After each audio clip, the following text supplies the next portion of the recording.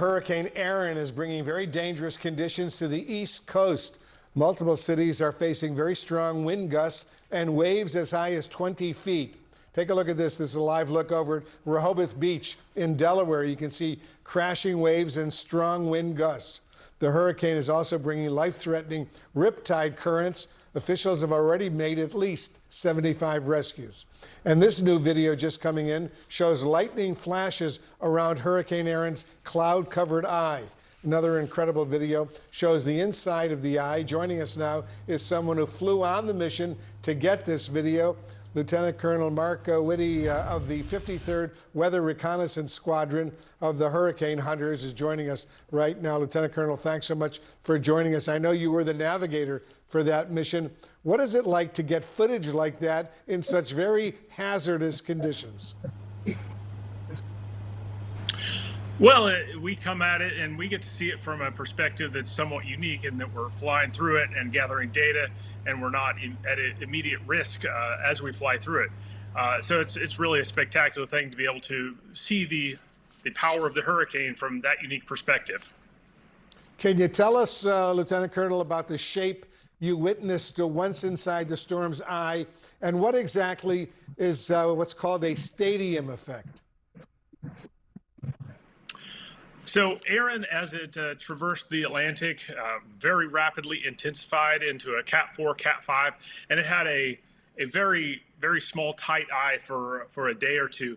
And the stadium effect is when you're down in the eye of the hurricane and you can look at those massive wall of clouds that are surrounding you, like you're standing on the floor of a football stadium and just looking up. You see those bleachers rising above you. And so that's what it's like being in the storm, is you're just looking up with these massive walls all around you. Why do you go, Lieutenant Colonel, on these very dangerous missions? Well, we fly these missions because there's data that is important for the forecasters, that's vital to the forecast models that cannot be gathered through any other means.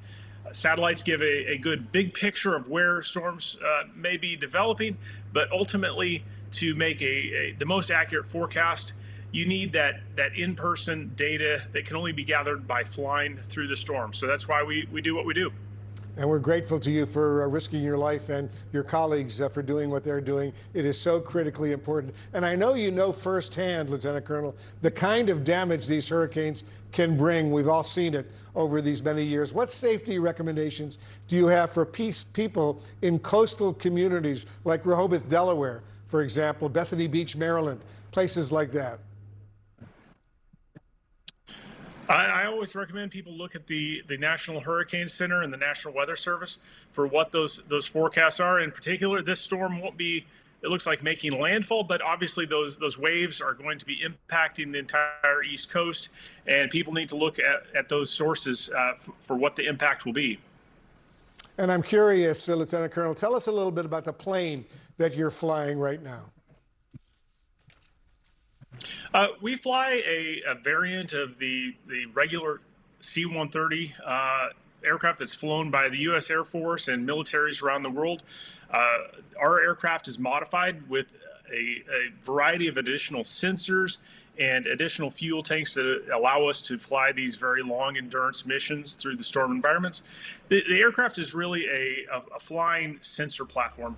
It's gathering data all along the course through the hurricane at flight level. We're dropping instruments down through to get a vertical profile of what's going on. That data is sent back up to the aircraft via radio link and then sent to the National Hurricane Center via satellite communication. And then additionally, we have sensors that are looking at the sea surface. They're giving that surface level data. Then yesterday, we were additionally dropping buoys that were going in the water in a large grid ahead of the storm. And those are giving a very high fidelity view of what's going on with the sea surface. The ocean is the sort of fuel tank for hurricanes. And that interaction between the atmosphere and ocean is very important to understand. So the aircraft is really a regular C-130 that's just turned into a big vacuum cleaner for information. information is so critically important. Lieutenant Colonel Mark Whitty, thanks so much for joining us. Thank everyone involved in the Hurricane Hunters. We are grateful to all of you. Thanks so much.